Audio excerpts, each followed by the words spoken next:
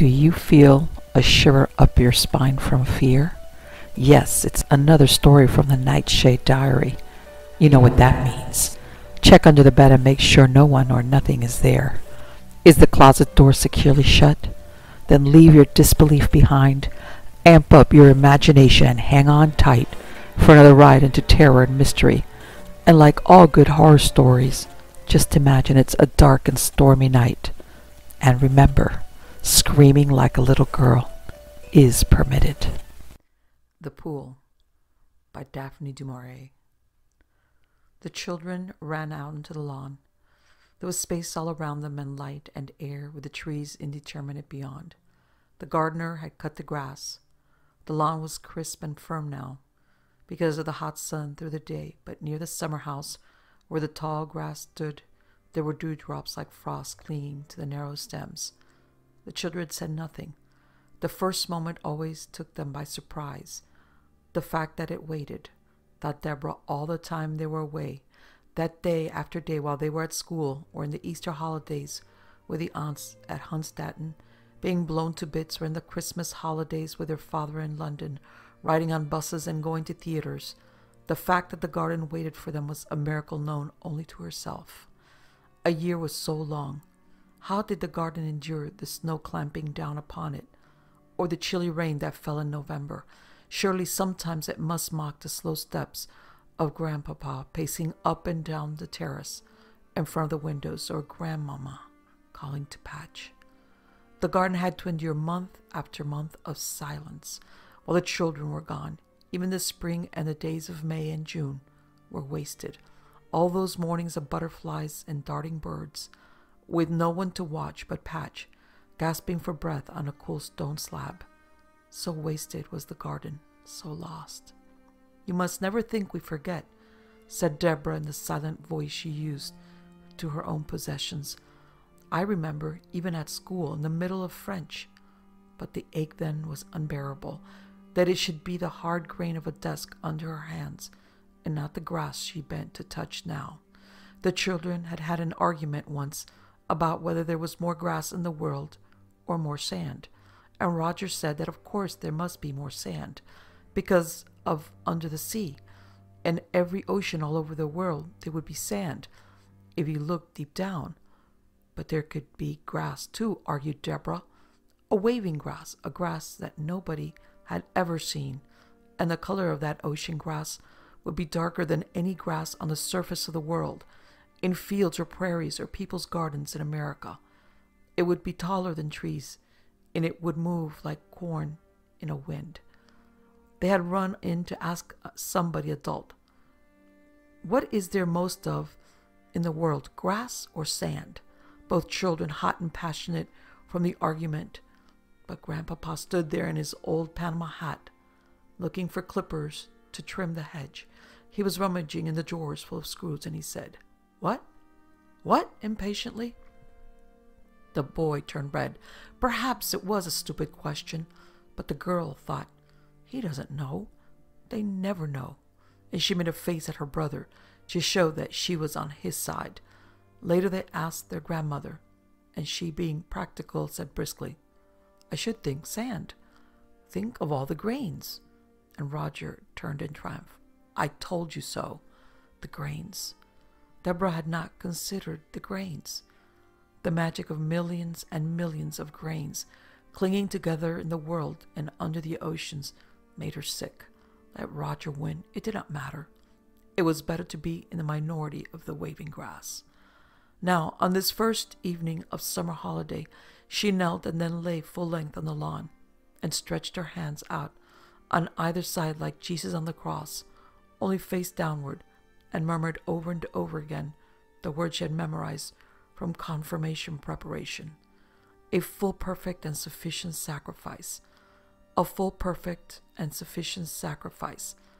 Satisfaction and oblation for the sins of the whole world. To offer herself to the earth, to the garden that had waited patiently all these months since last summer. Surely this must be her first gesture.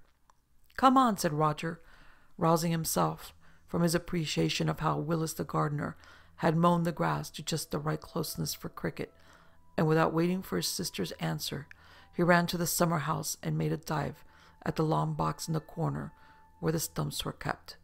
He smiled as he lifted the lid. The familiarity of the smell was satisfying. Old varnish and chip paint, and surely that must be the same spider and the same cobweb. He drew out the stumps one by one and the balls, and there was the ball. It had not been lost after all, as he had feared. It was worn, though a grayish red. He smelt it and bit it, to taste the shabby leather. Then he gathered the things in his arms and went out to set up the stumps. "Come and help me measure the pitch," he called to his sister, and looking at her squatting in the grass with her face hidden, his heart sank, because it meant that she was in one of her absent moods and would not concentrate on the cricket. "Deb," he called anxiously, "you are going to play?" Deborah heard his voice through the multitude of earth sounds, the heartbeat and the pulse. If she listened with her ear to the ground, there was a humming much deeper than anything that bees did, or the sea at Hunstanton. The nearest to it was the wind, but the wind was reckless. The humming of the earth was patient. Deborah sat up, and her heart sank, just as her brother's had done, for the same reason, in reverse. The monotony of the game ahead would be like a great chunk torn out of privacy. "How long shall we have to be?" she called. The lack of enthusiasm damped the boy. It was not going to be any fun at all if she made a favor of it. He must be firm, though. Any concession on his part she snatched and turned to her advantage. "Half an hour," he said, and then for encouragement's sake, "You can bat first." Deborah smelt her knees. They had not yet got the country smell, but if she rubbed them in the grass, and in the earth too, the white London look would go. "All right," she said, "but no longer than half an hour." He nodded quickly, and so as not to lose time, and measured out the pitch, and then began ramming the stumps in the ground. Deborah went into the summer house to get the bats. The familiarity of the little wooden hut pleased her, as it had her brother.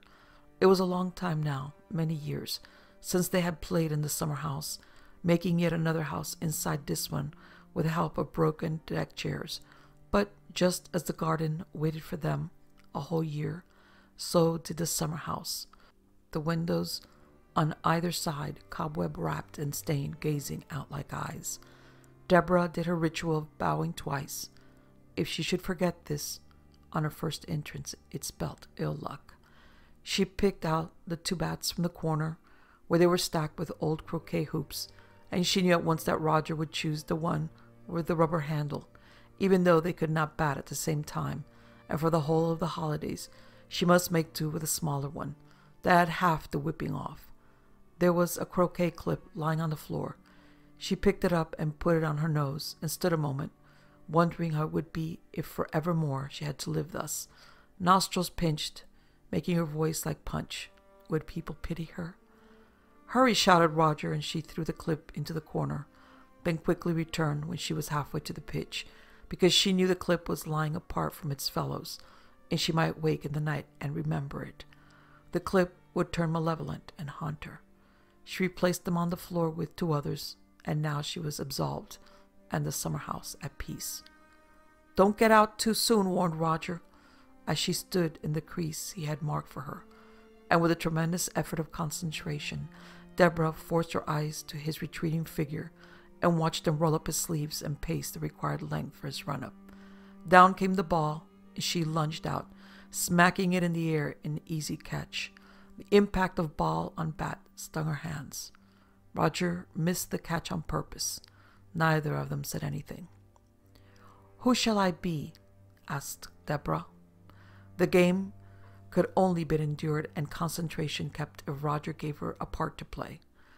Not an individual, but a country. "You're India," he said, and Deborah felt herself grow dark and lean. Part of her was tiger, part of her was sacred cow. The long grass fringing the lawn was jungle, the roof of the summer house a minaret.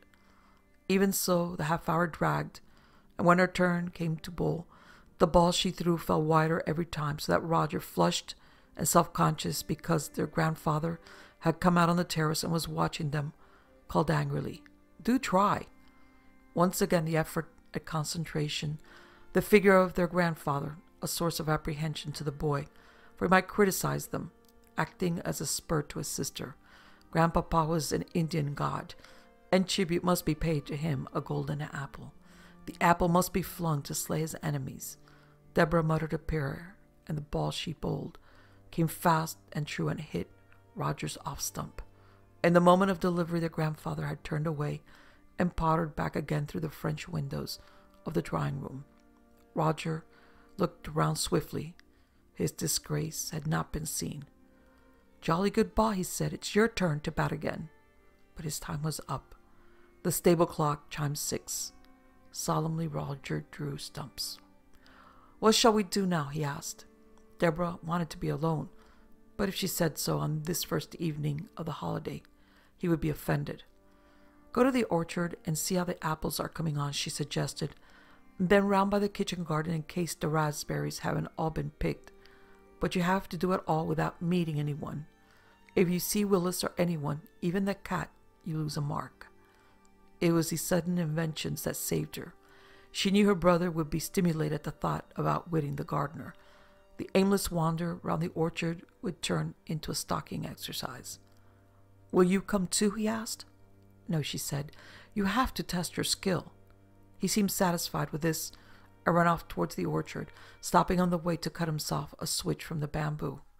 As soon as he had disappeared, Deborah made for the trees fringing the lawn, and once in the shrouded wood, felt herself safe. She walked softly along the alleyway to the pool. The late sunset shafts of light between the trees and onto the alleyway, and myriad insects webbed their ways in the beams, ascending and descending like angels on Jacob's ladder. But were there insects, wondered Deborah, or particles of dust, or even split fragments of light itself, beaten out and scattered by the sun? It was very quiet. The woods were made for secrecy. They did not recognize her as the garden did. They did not care that for a whole year she could be at school or at Hunstanton or in London. The woods would never miss her. They had their own dark, passionate life. Deborah came to the opening where the pool lay, with the 5 alleyways branching from it, and she stood a moment before advancing to the brink, because this was the holy ground and required atonement. She crossed her hands on her breast and shut her eyes. Then she kicked off her shoes. "Mother of all things wild, do with me what you will," she said aloud. The sound of her own voice gave her a slight shock. Then she went down on her knees and touched the ground 3 times with her forehead. The first part of her atonement was accomplished, but the pool demanded sacrifice, and Deborah had come prepared. There was a stub of pencil she had carried in her pocket throughout the school term, which she called her luck, had teeth marks on it and a chewed piece of rubber at one end. This treasure must be given to the pool, just as other treasure had been given in the past. A miniature jug, a crested button, a china pig. Deborah felt for the stub of pencil and kissed it. She had carried and caressed it for so many lonely months. Now the moment of parting had come. The pool must not be denied. She flung out her right hand, her eyes still shut, and heard the faint plop as the stub of pencil struck the water. Then she opened her eyes and saw in mid-pool a ripple. The pencil had gone, but the ripple moved, gently shaking the water lilies. The movement symbolized acceptance. Deborah, still on her knees and crossing her hands once more, edged her way to the brink of the pool, and then crouching there beside it, looked down into the water. Her reflection wavered up at her, and it was not the face she knew, not even the looking-glass face, which anyway was false, but a disturbed image, dark-skinned and ghostly. The crossed hands were like the petals of the water lilies themselves, and the color was not waxen white but phantom green. The hair, too, was not the live clump she brushed every day and tied back with ribbons, but a canopy, a shroud. When the image smiled, it became more distorted still. Uncrossing her hands, Deborah leant forward, took a twig, and threw a circle 3 times on the smooth surface. The water shook in ever-widening ripples, and a reflection broken into fragments heaved and danced. A sort of monster, and the eyes were there no longer, nor the mouth. Presently the water became still. Insects, long-legged flies, and beetles with spread wings hummed upon it. A dragonfly had all the magnificence of a lily leaf to himself. He hovered there, rejoicing. But when Deborah took her eyes off him for a moment, he was gone. At the far end of the pool, beyond the clustering lilies, green scum had formed, and beneath the scum were rooted tangled weeds. They were so thick and had lain in the pool so long that if a man walked into them from the bank, he would be held and choked. A fly, though, or a beetle, could sit upon the surface, and to him the pale green scum would not be treacherous at all, but a resting place, a haven. And if someone threw a stone so that the ripples formed, eventually they came to the scum and rocked it, and the whole of the mossy surface moved in rhythm, a dancing floor for those who played upon it. There was a dead tree standing by the far end of the pool.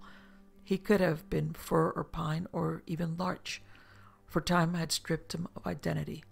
He had no distinguishing marks upon his person, but with grotesque limbs straddled the sky. A cap of ivy crowned his naked head. Last winter a dangling branch had broken loose, and this now lay in the pool half submerged, the green scum dripping from the withered twigs. The soggy branch made a vantage point for birds, and as Deborah watched, a nestling suddenly flew from the undergrowth, enveloping the dead tree, and perched for an instant on the mossy filigree. He was lost in terror. The parent bird cried warningly from some dark safety, and the nestling, prickling to the cry, took off from the branch that had offered him temporary salvation. He swerved across the pool. His flight misted, yet reached security. The chitter from the undergrowth told of his scolding. When he had gone, silence returned to the pool. It was, so Deborah thought, the time for prayer. The water lilies were folding upon themselves. The ripples ceased, and that dark hollow in the center of the pool, that black stillness where the water was deepest, was surely a funnel to the kingdom that lay below. Down that funnel had traveled the discarded treasures. The stub of pencil had lately plunged the depths. He had now been received as an equal among his fellows. This was the single law of the pool, for there were no other commandments. Once it was over, the first cold, headlong flight, Deborah knew that the softness of the welcoming water took away all fear. It lapped the face and cleansed the eyes, and the plunge was not into darkness at all, but into light. It did not become blacker as the pool was penetrated, but paler, more golden green, and the mud that people told themselves was there was only a defense against strangers. Those who belonged, who knew, went to the source at once, and there were caverns and fountains and rainbow-colored seas. There were shores of the whitest sand. There was soundless music. Once again, Deborah closed her eyes and bent lower to the pool. Her lips nearly touched the water. This was the great silence, when she had no thoughts and was accepted by the pool. Waves of quiet ringed themselves about her, and slowly she lost all feeling, and had no knowledge of her legs, of her kneeling body, or of her cold clasped hands. There was nothing but the intensity of peace. It was a deeper acceptance and listening to the earth, because the earth was of the world, the earth was a throbbing pulse. But the acceptance of the pool meant another kind of hearing, a closing in of the waters, and just as the lilies folded, so did the soul submerge. Deborah? Deborah! Oh no, not now. Don't let them call me back now. It was as though someone had hit her on the back, or jumped out at her from behind a corner, the sharp and sudden clamor of another life destroying the silence, the secrecy. And then came the tinkle of the cowbells. It was a signal from their grandmother that the time had come to go in, not imperious and ugly with authority, like the clanging bell at school summoning those at play to lessons or chapel, but a reminder, nevertheless, that time was all important, that life was ruled to order, that even here in the holiday home, the children loved, the adult reigned supreme. All right, muttered Deborah, standing up and thrusting her numbed feet into her shoes. This time, the rather raised tone of Deborah and the more hurried clanging of the cowbells, brought long ago from Switzerland, suggested a more imperious grandmamma than the tolerant one who seldom questioned. It must mean their supper was already laid, soup perhaps getting cold, and the farce of washing hands, of tidying, of combing hair must first be gone through. "Come on, Deb." And now the shot was close, was right at hand, privacy lost forever. For her brother came running down the alleyway, swishing his bamboo stick in the air. "What have you been doing?" The question was an intrusion and a threat. She would never have asked him what he had been doing, had he wandered away wanting to be alone. But Roger, alas, did not claim privacy. He liked companionship, and his question now, asked half in irritation, half in resentment, came really from the fear that he might lose her. "Nothing," said Deborah. Roger eyed her suspiciously. She was in that mooning mood, and it meant, when they went to bed, that she would not talk. One of the best things in the holiday was having the two adjoining rooms and calling through to Deb, making her talk. "Come on," he said. "They've rung." And the making of their grandmother into they turned a loved individual into something impersonal, showed Deborah that even if he did not understand, he was on her side. He had been called from play, just as she had. They ran from the woods to the lawn and onto the terrace. Their grandmother had gone inside, but the cowbells hanging by the French windows were still jangling. The custom was for the children to have their supper first, at 7, and it was laid for them in the dining room on a hot plate. They served themselves. At 7:45, their grandparents had dinner. It was called dinner, but this was a concession to their status. They ate the same as the children. The grandpapa had a savory which was not served to the children. If the children were late for supper, then it put out time, as well as Agnes, who cooked for both generations, and it might mean 5 minutes delay before grandpapa had his soup. This shook routine. The children ran up to the bathroom to wash, then downstairs to the dining room. Their grandfather was standing in the hall. Deborah sometimes thought that he would have enjoyed sitting with them while they ate their supper, but he never suggested it. Grandmama had warned them too never to be a nuisance, or indeed to shout if grandpapa was near. This was not because he was nervous, but because he liked to shout himself. "There's going to be a heat wave," he said. He had been listening to the news. "That will mean lunch outside tomorrow," said Roger swiftly. Lunch was the meal they took in common with the grandparents, and it was the moment of the day he disliked. He was nervous that his grandfather would ask him how he was getting on at school. "Not for me, thank you," said Grandpapa. "Too many wasps." Roger was at once relieved. This meant that he and Deborah would have the little round garden table to themselves, but Deborah felt sorry for her grandfather as he went back into the drawing room. Lunch on the terrace could be gay and would liven him up. When people grew old, they had so few treats. "What do you look forward to most in the day?" she once asked her grandmother.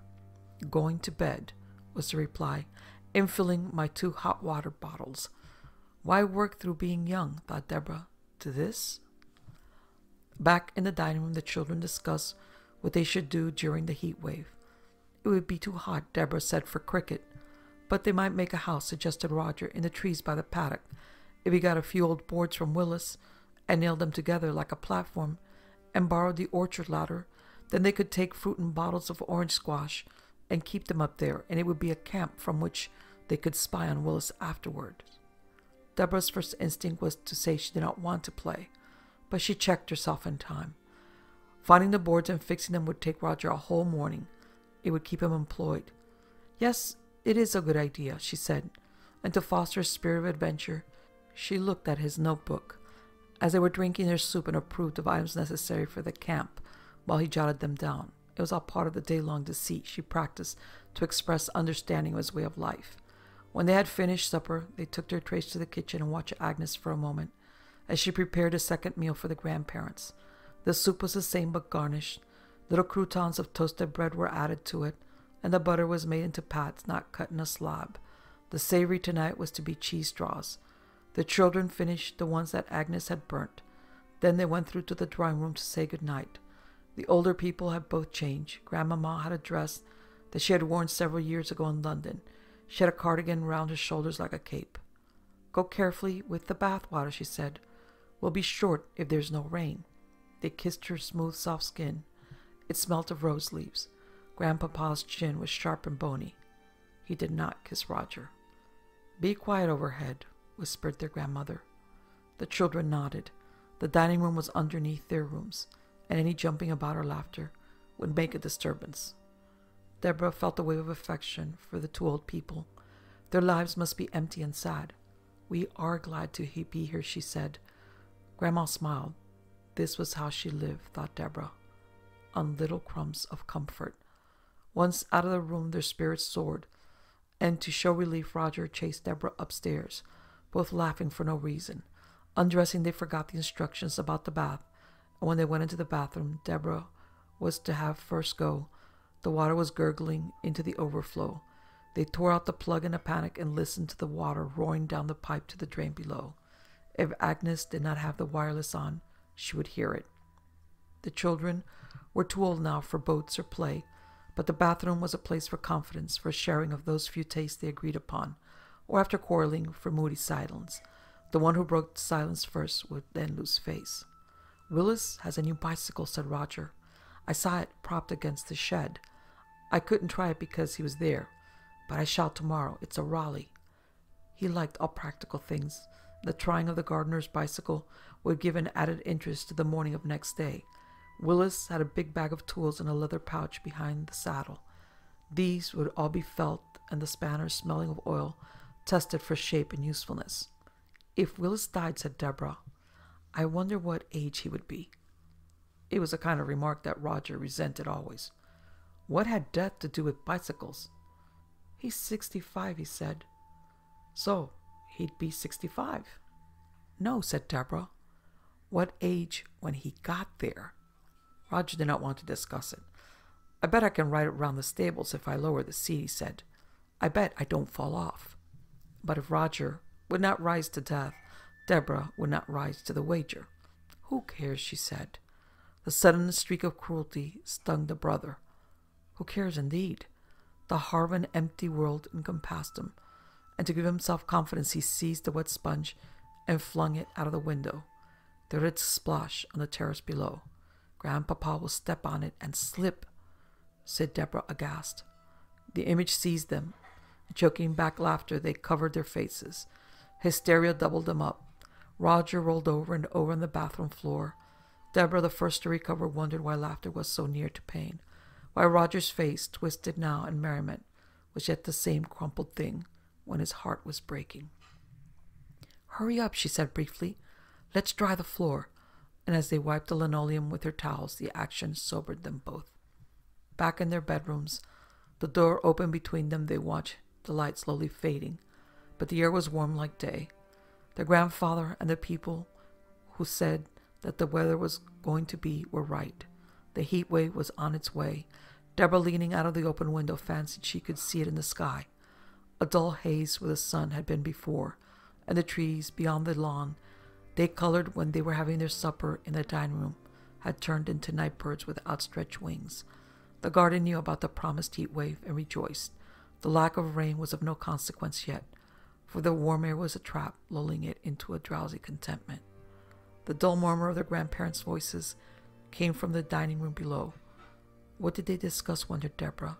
Did they make those sounds to reassure the children, or were their voices part of their unreal world? Presently the voices ceased, and then there was a scraping of chairs and voices from a different quarter, the drawing room now, and a faint smell of their grandfather's cigarette. Deborah called softly to her brother, but he did not answer. She went through to his room, and he was asleep. He must have fallen asleep suddenly in the midst of talking. She was relieved. Now she could be alone again, not have to keep up the pretense of sharing conversation. Dusk was everywhere, the sky a deepening black. When they've gone up to bed, thought Deborah, then I'll be truly alone. She knew what she was going to do. She waited there by the open window, and the deepening sky lost the veil that covered it. The haze disintegrated, and the stars broke through. Where there had been nothing was life, dusty and bright, and the waiting earth gave off a scent of knowledge. Dew rose from the pores. The lawn was white. Patch, the old dog who slept at the end of Grandpapa's bed on a plaid rug, came out onto the terrace and barked hoarsely. Deborah leant out and threw a piece of creeper onto him. He shook his back. Then he waddled slowly to the flower tub above the steps and cocked his leg. It was his nightly routine.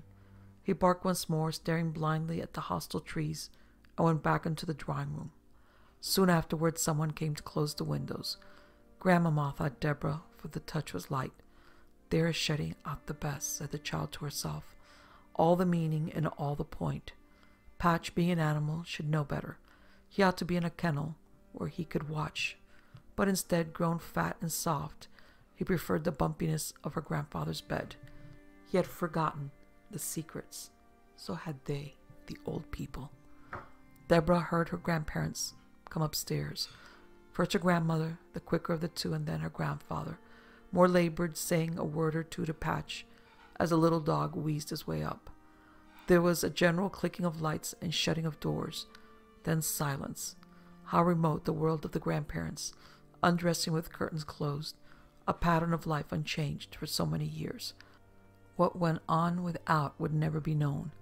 He that has ears to hear, let him hear, said Deborah, and she thought of the callousness of Jesus, which no priest could explain. Let the dead bury their dead. All the people in the world undressing now, or sleeping, not just in the village, but in cities and capitals. They were shutting out the truth. They were burying their dead. They wasted silence. The stable clock struck 11. Deborah pulled down her clothes, not the cotton frock of the day, but her old jeans that Grandmama disliked, rolled up above her knees, and a jersey, sand shoes with a hole that did not matter. She was cunning enough to go down by the back stairs. Patch would bark if she tried the front stairs close to the grandparents' room. The back stairs led past Agnes' room, which smelt of apples, though she never ate fruit. Deborah could hear her snoring. She would not even wake on Judgment Day, and this led her to wonder on the truth of that fable too, for there might be so many millions by then who liked their graves. Grandpapa, for instance, fond of his routine, and irritated at the sudden riot of trumpets. Deborah crept past the pantry and the servants' hall. It was only a tiny sitting room for Agnes, but long usage had given it the dignity of the name, and unlatched and unbolted the heavy back door. Then she stepped outside onto the gravel and took the long way round by the front of the house so as not to tread on the terrace fronting the lawns and the gardens. The warm night air claimed her. In a moment it was part of her. She walked on the grass and her shoes were instantly soaked. She flung up her arms to the sky. Power ran to her fingertips. Excitement was communicated from the waiting tree and the orchard and the paddock. The intensity of their secret life caught at her and made her run. It was like nothing but the excitement of ordinary looking forward, of birthday presents, of Christmas stockings, but the pull of a magnet. Her grandfather had shown her once how it worked, little needles springing to the jaws, and now night and the sky above were a vast magnet, and the things that waited below were needles, caught up in the great demand. Deborah went to the summer house, and it was not sleeping like the house fronting the terrace, but open to understanding, sharing complicity. Even the dusty windows caught the light, and the cobwebs shone. She rummaged for the old lilo and the moth-eaten car rug that Grandmama had thrown out 2 summers ago, and bearing them over her shoulders, she made her way to the pool. The alleyway was ghostly, and Deborah knew for all her mounting tension that the test was hard. Part of her was still body-bound and afraid of shadows. If anything stirred, she would jump, and know true terror. She must show defiance, though. The woods expected it. Like old wise llamas, they expected courage. She sensed approval as she ran the gauntlet, the tall trees watching. Any sign of turning back, of panic, and they would crowd upon her in a choking mass, smothering protests. Branches would become arms, gnarled and knotty, ready to strangle, and the leaves of the higher trees fold in and close like the sudden furling of giant umbrellas. The smaller undergrowth, obedient to the will, would become a briary of a million thorns, where animals of no known world crouched snarling, their eyes on fire. To show fear was to show misunderstanding. The woods were merciless. Deborah walked the alleyway to the pool, her left hand holding the lilo and the rug on her shoulder, her right hand raised in salutation. This was a gesture of respect. Then she paused before the pool and laid down her burden beside it. The lilo was to be her bed, the rug her cover. She took off her shoes, also in respect, and lay down upon the lilo. Then, drawing the rug to her chin, she lay flat, her eyes upon the sky. The gauntlet of the alleyway over, she had no more fear. The woods had accepted her, and the pool was the final resting place. The doorway, the key. I shan't sleep, thought Deborah. I shall just lie awake here all the night and wait for morning, but it will be a kind of introduction to life, like being confirmed. The stars were thicker now than they had been before. No space in the sky without a prick of light, each star a sun. Some, she thought, were newly born, white hot, and others wise and colder, nearing completion. The law encompassed them, fixing the rightest path, but how they fell and tumbled depended upon themselves. Such peace, such stillness, such sudden quietude, excitement gone. The trees were no longer menacing, but guardians, and the pool was primeval water, the first, the last. Then Deborah stood at the wicket gate, the boundary, and there was a woman with outstretched hand, demanding tickets. "Pass through," she said, when Deborah reached her. "We saw you coming." The wicket gate became a turnstile. Deborah pushed against it, and there was no resistance. She was through. "What is it?" she asked. "Am I really here at last? Is this the bottom of the pool?" "It could be," smiled the woman. "There are so many ways. You just happened to choose this one." Other people were pressing to come through. They had no faces. They were only shadows. Deborah stood aside to let them by, and in a moment they had all gone, all phantoms. "Why only now, tonight?" asked Deborah. "Why not in the afternoon when I came to the pool?" "It's a trick," said the woman. "You seize on the moment in time. We were here this afternoon. We're always here. Our life goes on around you, but nobody knows it. The trick's easier by night, that's all." "Am I dreaming then?" asked Deborah. "No," said the woman. "This isn't a dream. And it isn't death either. It's the secret world." The secret world was something Deborah had always known, and now the pattern was complete. The memory of it and the relief were so tremendous that something seemed to burst inside her heart. "Of course," she said, "of course." And everything that had ever been fell into place. There was no disharmony. The joy was indescribable, and the surge of feeling like wings about her in the air lifted her away from the turnstile and the woman, and she had all knowledge. That was it, the invasion of knowledge. "I'm not myself then after all," she thought. "I knew I wasn't. It was only the task given." And looking down, she saw a little child who was blind trying to find her way. Pity seized her. She bent down and put her hands on the child's eyes, and they opened. And the child was herself at 2 years old. The incident came back. It was when her mother died, and Roger was born. "It doesn't matter after all," she told the child. "You are not lost. You don't have to go on crying." Then the child that had been herself melted and became absorbed in the water and the sky, and the joy of the invading flood intensified, so that there was no body at all, but only being, no words, only movements, and the beating of wings, this above all, the beating of wings. "Don't let me go." It was a pulse in her ear and a cry, and she saw the woman at the turnstile put up her hands to hold her. Then there was such darkness, such dragging, terrible darkness, and the beginning of pain all over again. The leaden heart, the tears, the misunderstanding. The voice saying, "No," was her own harsh, worldly voice, and she was staring at the restless trees, black and ominous against the sky. One hand trailed in the water of the pool.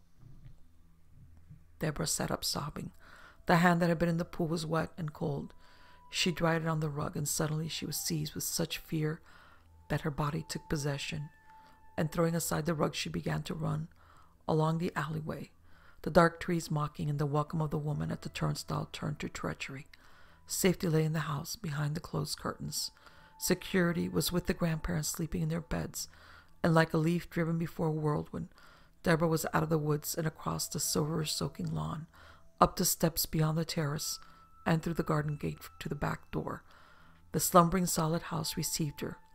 It was like an old staid person who, surviving many trials, had learned experience.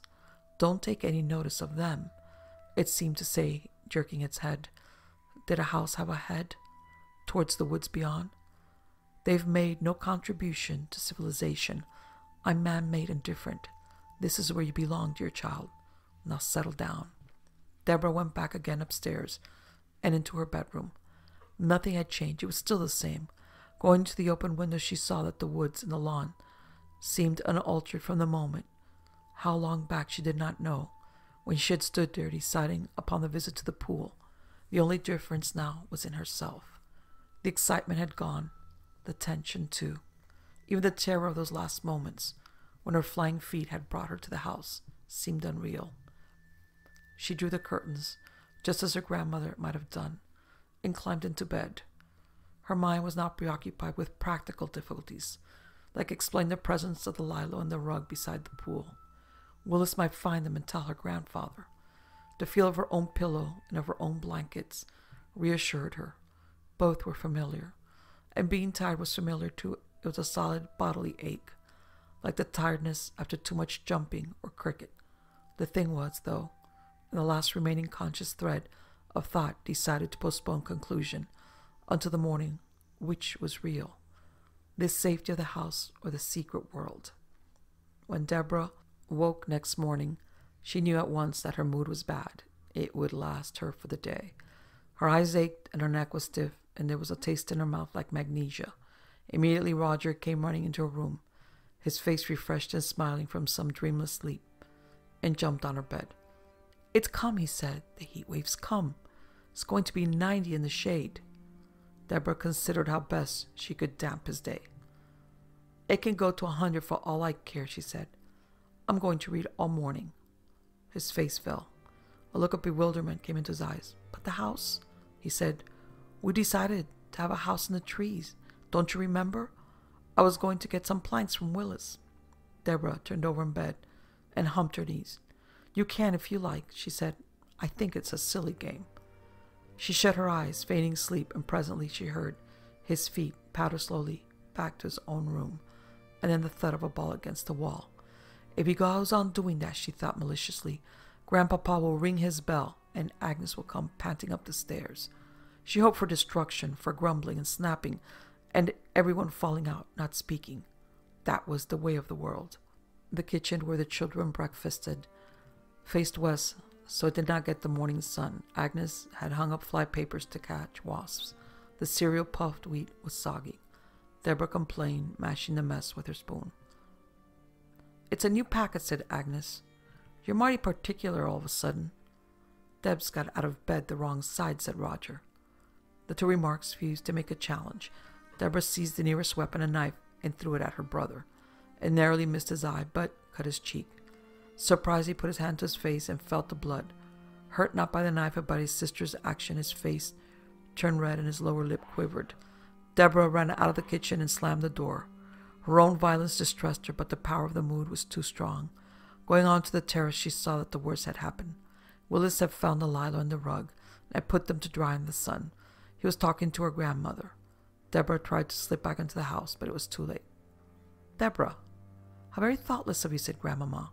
"I tell you children every summer that I don't mind you taking the things from the hut into the garden, if only you'll put them back." Deborah knew she should apologize, but the mood forbade it. "That old rug is full of moth," she said contemptuously, "and Delilah has a rain-proof back. It doesn't hurt them."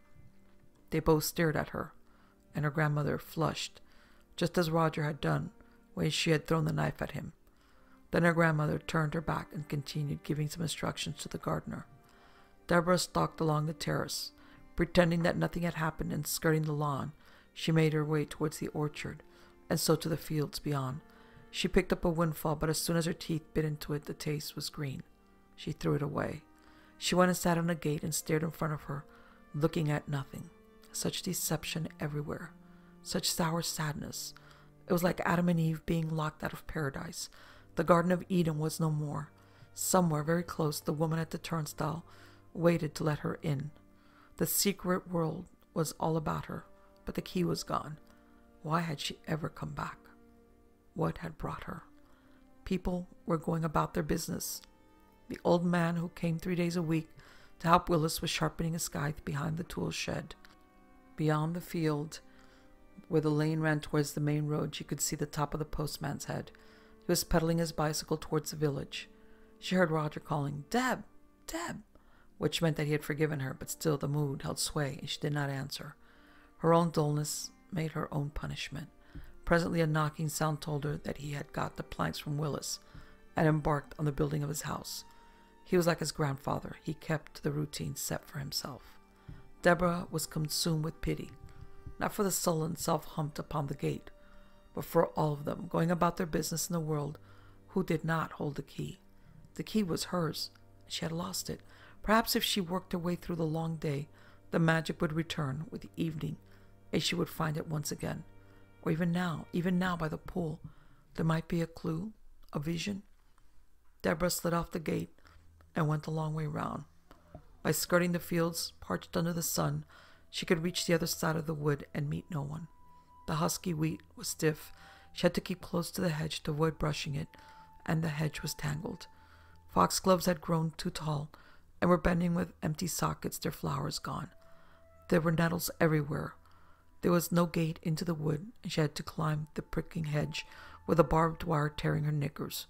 Once in the wood, some measure of peace returned, but the alleyways this side had not been scythed, and the grass was long. She had to wade through it like a sea, brushing it aside with her hands. She came upon the pool from behind the monster tree, the hybrid whose naked arms were like a dead man's stumps projecting at all angles. This side, on the lip of the pool, the scum was carpet thick, and all the lilies, coaxed by the risen sun, had opened wide.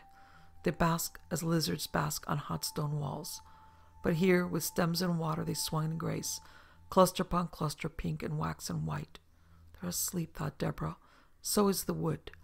The morning is not their time, and it seemed to her beyond possibility that the turnstile was at hand, and the woman waiting, smiling. She said they were always there, even in the day, but the truth is that being a child, I'm blinded in the day. I don't know how to see. She dipped her hands in the pool, and the water was tepid brown. She tasted her fingers, and the taste was rank. Brackish water, stagnant from long stillness. Yet beneath she knew, by night the woman waited, and not only the woman, but the whole secret world. Deborah began to pray. "Let it happen again," she whispered. "Let it happen again tonight. I won't be afraid." The sluggish pool made no acknowledgement, but the very silence seemed a testimony of faith, of acceptance. Beside the pool, where the imprint of the lilac had marked the moss, Deborah found a Kirby grip fallen from her hair during the night. It was proof of visitation. She threw it into the pool as part of the treasury. Then she walked back into the ordinary day and the heat wave, and her black mood was softened. She went to find Roger in the orchard. He was busy with the platform. 3 of the boards were fixed, and the noisy hammering was something that had to be borne. He saw her coming, and as always, after trouble, sensed that her mood had changed, and mention must never be made of it. Had he called feeling better, it would have revived the antagonism, and she might not play with him all the day. Instead, he took no notice. She must be the first to speak. Deborah waited at the foot of the tree, then bent and handed him up an apple. It was green, but the offering meant peace. He ate it manfully. "Thanks," he said. She climbed into the tree beside him and reached for the box of nails. Contact had been renewed. All was well between them. The hot day spun itself out like a web. The heat wave stretched across the sky, dun-colored and opaque. Crouching on the burning boards of the apple tree, the children drank ginger beer and fanned themselves with dock leaves. They grew hotter still. When the cowbell summoned them for lunch, they found that their grandmother had drawn the curtains of all the rooms downstairs, and the drawing room was a vault and strangely cool. They flung themselves into chairs. No one was hungry. Patch lay under the piano, his soft mouth dripping saliva. Grandmama had changed into sleeveless linen dress, never before seen, and Grandpapa, in a dented Panama, carried a fly whisk used years ago in Egypt. 91, he said grimly, on the Air Ministry roof. It was on the 1 o'clock news. Deborah thought of the men who must measure heat, toiling up and down on this ministry roof with rods and tapes and odd-shaped instruments. Did anyone care about Grandpapa? "Can we take our lunch outside?" asked Roger. His grandmother nodded. Speech was too much effort, and she sank languidly into her chair at the foot of the dining room table. The roses she had picked last night had wilted. The children carried chicken drumsticks to the summer house. It was too hot to sit inside, but they sprawled in the shadow it cast, their heads on faded cushions shedding kapak. Somewhere far above their heads, an aeroplane climbed like a small silver fish and was lost in space. "A meteor," said Roger. "Grandpapa says they're obsolete." Deborah thought of Icarus soaring towards the sun. Did he know when his wings began to melt? How did he feel? She stretched out her arms and thought of them as wings. The fingertips were the first to curl and then turn cloggy, soft, and useless. What terror in the sudden loss of height. The drooping power. Roger watched her. Hoped it was some game. He threw his picked drumstick into a flower bed and jumped to his feet. "Look," he said, "I'm a javelin." And he too stretched his arms and ran in circles, banking. Jet noises came from his clenched teeth. Deborah dropped her arms and looked at the drumstick. What had been clean and white from Roger's teeth was now earth-brown. Was it offended to be chucked away? Years later, when everyone was dead, it would be found, molded like a fossil. Nobody would care. "Come on," said Roger. "Where to?" she asked. "To fetch the raspberry," he said. "You go," she told him. Roger did not like going into the dining room alone. He was self-conscious. Deborah made a shield from the adult eyes. In the end, he consented to fetch her raspberries without her on condition that she played cricket after tea. After tea was a long way off. She watched him return, walking very slowly, bearing the plates of raspberries and clotted cream. She was seized with sudden pity, that same pity which, earlier, she had felt for all people other than herself. How absorbed he was, how intent on the moment that held him. But tomorrow he would be some old man far away, the garden forgotten, and this day long past. "Grandmama says it can't go on," he announced. "There'll have to be a storm." "But why? Why not forever? Why not breathe a spell so that all of them could stay locked and dreaming, like the courtiers in the Sleeping Beauty, never knowing, never waking, cobwebs in their hair and on their hands, tendrils imprisoning the house itself?" "Race me," said Roger, and to please him, she lunged her spoon into the mush of raspberry, but finished last to his delight. No one moved during the long afternoon. Grandmama went upstairs to her room. The children saw her at her window in her petticoat, drawing the curtains close. Grandpapa put his feet up in the drawing room, a handkerchief over his face. Patch did not stir from his place under the piano. Roger, undefeated, found employment still. He first helped Agnes to shop peas for supper, squatting on the back door step while she relaxed on a lopsided basket chair dragged from the servants' hall. This task finished, he discovered a tin bath put away in the cellar, in which Patch had been washed in younger days. He carried it to the lawn and filled it with water. Then he stripped to bathing trunks and sat in it solemnly, an umbrella over his head to keep off the sun. Deborah lay on her back behind the summer house, wondering what would happen if Jesus and Buddha met. Would there be discussion, courtesy, and exchange of views like politicians at summit talks? Or were they, after all, the same person, born at separate times? The queer thing was that this topic, interesting now, meant nothing in the secret world. Last night, through the turnstile, all problems disappeared. They were non-existent. There was only the knowledge and the joy. She must have slept because when she opened her eyes, she saw, to her dismay, that Roger was no longer in the bath, but was hammering the cricket stumps into the lawn. It was 5:15. "Hurry up," he called when he saw her move. "I've had tea." She got up and dragged herself into the house, sleepy still and giddy. The grandparents were in the drawing room, refreshed from the long repose of the afternoon. Grandpapa smelt of eau de cologne. Even Patch had come to and was lapping his saucer of cold tea.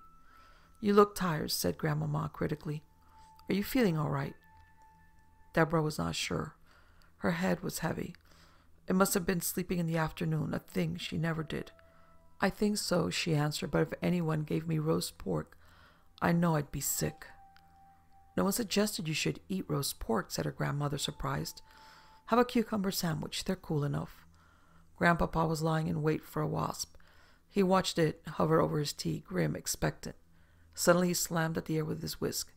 "Got the brute," he said in triumph. He ground it into the carpet with his heel. It made Deborah think of Jehovah. Don't rush around the heat, said Grandmama. It isn't wise. Can't you and Roger play some nice quiet game? What sort of game? Asked Deborah. But her grandmother was without invention. The croquet mallets were all broken. We might pretend to be dwarfs and use the head, said Deborah, and she toyed for a moment with the idea of squatting to croquet. Their knees would stiffen, though. It would be too difficult. I'll read aloud to you if you like, said Grandmama. Deborah seized upon the suggestion. It delayed Cricket. She ran out onto the lawn and patted the idea to make it acceptable to Roger. I'll play afterward, she said, and that ice cream that Agnes has in the fridge, you can eat all of it. I'll talk tonight in bed. Roger hesitated. Everything must be weighed.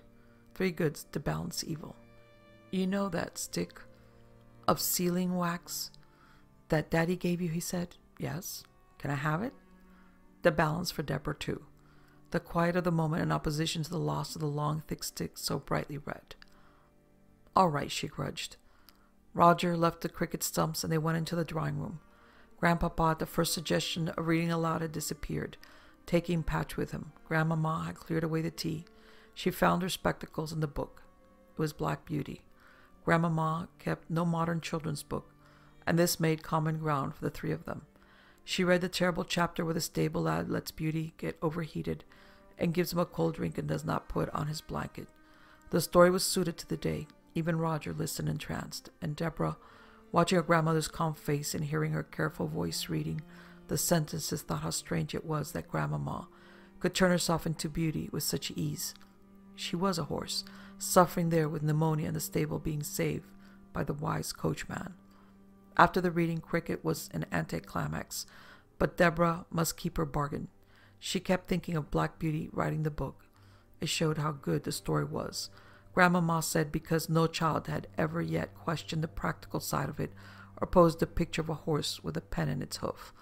A modern horse would have a typewriter, thought Deborah, and she began to bow to Roger, smiling to herself as she did so because of the 20th century beauty clacking with both hooves at a machine. This evening, because of the heat wave, the routine was changed. They had their baths first before their supper, for they were hot and exhausted from the cricket. Then, putting on pajamas and cardigans, they ate their supper on the terrace. For once Grandmama was indulgent. It was still so hot that they could not take chill, and the dew had not yet risen. It made it a small excitement being in pajamas on the terrace. Like people abroad, said Roger, or natives in the South Seas, said Deborah, or beachcombers who had lost caste. Grandpapa, changed into a white tropical jacket, had not lost caste. He's a white trader, whispered Deborah. He's made a fortune out of pearls. Roger choked any joke about his grandfather, whom he feared had all the sweet agony of danger. What's the thermometer say? Asked Deborah. Her grandfather, pleased at her interest, went to inspect it. Still above 80, he said with relish. Deborah, when she cleaned her teeth later, thought how pale her face looked in the mirror above the wash basin. It was not brown, like Roger's from the day in the sun, but wan and yellow. She tied back her hair with a ribbon, and the nose and chin were peaky sharp. She yawned largely, as Agnes did in the kitchen on Sunday afternoons. Don't forget, you promised to talk, said Roger quickly. Talk. That was the burden. She was so tired she longed for the white smoothness of her pillow, all blankets thrown aside, bearing only a single sheet, but Roger, wakeful on his bed, the door between them wide, would not relent. Laughter was the one solution, and to make him hysterical, and so exhaust him sooner, she fabricated a day in the life of Willis, from his first morning kipper to his final glass of beer at the village. The adventures in between would have tried Gulliver. Roger's delight drew protests from the adult world below. There was a sound of a bell, and then Agnes came up the stairs and put her head round the corner of Deborah's door. Your granny says you're not to make so much noise, she said. Deborah, spent with invention, lay back and closed her eyes. She could go no further. The children called good night to each other, both speaking at the same time, from age-long custom, beginning with their names and addresses, and ending with the world, the universe, and space. Then the final main good night, after which neither must ever speak on pain of unknown calamity. I must try and keep awake, thought Deborah, but the power was not in her. Sleep was too compelling, and it was hours later that she opened her eyes and saw the curtains blowing, and the forked flash light the ceiling, and heard the trees tossing and sobbing against the sky. She was out of bed in an instant. Chaos had come. There were no stars, and the night was sulphurous. A great crack split the heavens and tore them in two. The garden groaned. If the rain would only fall, there might be mercy. And the trees, imploring, bowed themselves this way and that, while the vivid lawn, bright in expectation, lay like a sheet of metal exposed to flame. Let the waters break. Bring down the rain. Suddenly the lightning forked again, and standing there, alive yet immobile, was the woman by the turnstile. She stared up at the windows of the house, and Deborah recognized her. The turnstile was there, inviting entry, and already the phantom figures passed through it, crowded towards the trees beyond the lawn. The secret world was waiting. Through the long day, while the storm was brewing, it had hovered there, unseen beyond her reach, but now the night had come, and the thunder with it. The barriers were down. Another crack, mighty in its summons. The turnstile yawned, and the woman with her hand upon it smiled and beckoned. Deborah ran out of the room and down the stairs. Somewhere somebody called. Roger, perhaps, it did not matter. And Patch was barking. But caring nothing for concealment, she went through the dark drawing room, opened the French window onto the terrace. The lightning searched the terrace and lit the paving, and Deborah ran down the steps onto the lawn, where the turnstile gleamed. Haste was imperative. If she did not run, the turnstile might be closed, the woman vanish, and all the wonder of the sacred world be taken from her. She was in time. The woman was still waiting. She held out her hand for the tickets, but Deborah shook her head. "I have none." The woman, laughing, brushed her through into the secret world, where there were no laws, no rules, and all the faceless phantoms ran before her to the woods, blown by the rising wind. Then the rain came. The sky, deep brown as the lightning pierced it, opened, and the water hissed to the ground, rebounding from the earth in bubbles. There was no order now in the alleyway. The ferns had turned to trees, the trees to titans. All moved in ecstasy with sweeping limbs, but the rhythm was broken up, tumultuous, so that some of them were bent backwards, torn by the sky, and others dashed their heads to the undergrowth, where they were caught and beaten. In the world behind laughed Deborah as she ran. This would be punishment, but here in the secret world it was a tribute. The phantoms who ran beside her were like waves. They were linked one with another, and they were, each one of them, and Deborah too, part of the night force that made the sobbing and the laughter. The lightning forked where they willed it, and the thunder cracked as they looked upwards to the sky. The pool had come alive. The water lilies had turned to hands with palms upraised, and in the far corner, usually so still under the green scum, bubbles sucked at the surface, streaming and multiplying as the torrents fell. Everyone crowded to the pool. The phantoms bowed and crouched by the water's edge, and now the woman had set up her turnstile in the middle of the pool, beckoning them once more. Some remnant of a sense of social order rose in Deborah, and protested. "But we've already paid," she shouted, and remembered a second later that she had passed through free. Must there be duplication? Was the secret world a rainbow always repeating itself, alighting on another hill when you believed yourself beneath? No time to think. The phantoms had gone through. The lightning, streaky white, lit the old dead monster tree with his crown of ivy, and because he had no spring now in his joints, he could not sway in tribute with the trees and ferns, but had to remain there rigid like a crucifix. "And now? And now? And now?" called Deborah. The triumph was that she was not afraid, was filled with such wild acceptance. She ran into the pool. Her living feet felt the mud and the broken sticks and all the tangle of old weeds, and the water was up to her armpits and her chin. The lilies held her. The rain blinded her. The woman and the turnstile were no more. "Take me too," cried the child. "Don't leave me behind." In her heart was a savage disenchantment. They had broken their promise. They had left her in the world. The pool that claimed her now was not the pool of secrecy, but dank, dark, brackish water, choked with scum. "Grandpapa says he's going to have it fenced round," said Roger. "It should have been done years ago. A proper fence. Then nothing can ever happen. But barrel loads of shingle tipped in it first. Then it won't be a pool, but just a dew pond. Dew ponds aren't dangerous. He was looking at her over the edge of her bed. He had risen in status, being the only one of them downstairs, the bearer of tidings, good or ill. The go-between, Deborah, had been ordered 2 days in bed. I should think by Wednesday, he went on, you'd be able to play cricket. It's not as if you're hurt. People who walk in their sleep are just a bit potty. I did not walk in my sleep, said Deborah. Grandpapa said you must have done, said Roger. It was a good thing that Patch woke him up, and he saw you going across the lawn. Then, to show his release from tension, he stood on his hands. Deborah could see the sky from her bed. It was flat and dull. The day was a summer day that had worked through storm. Agnes came into the room with junket on a tray. She looked important. Now run off, she said to Roger. Deborah doesn't want to talk to you. She's supposed to rest. Surprisingly, Roger obeyed, and Agnes placed the junket on the table beside the bed. You don't feel hungry, I expect, she said. Never mind. You can eat this later when you fancy. Have you got a pain? It's usual, the first time. No, said Deborah. What had happened to her was personal. They had prepared her for it at school, but nevertheless it was a shock, not to be discussed with Agnes. The woman hovered a moment in case the child asked questions, but seeing that none came, she turned and left the room. Deborah, her cheek on her hand, stared at the empty sky. The heaviness of knowledge lay upon her, a strange, deep sorrow. It won't come back, she thought. I've lost the key. The hidden world, like ripples on the pool, so soon to be filled in and fenced, was out of her reach forever.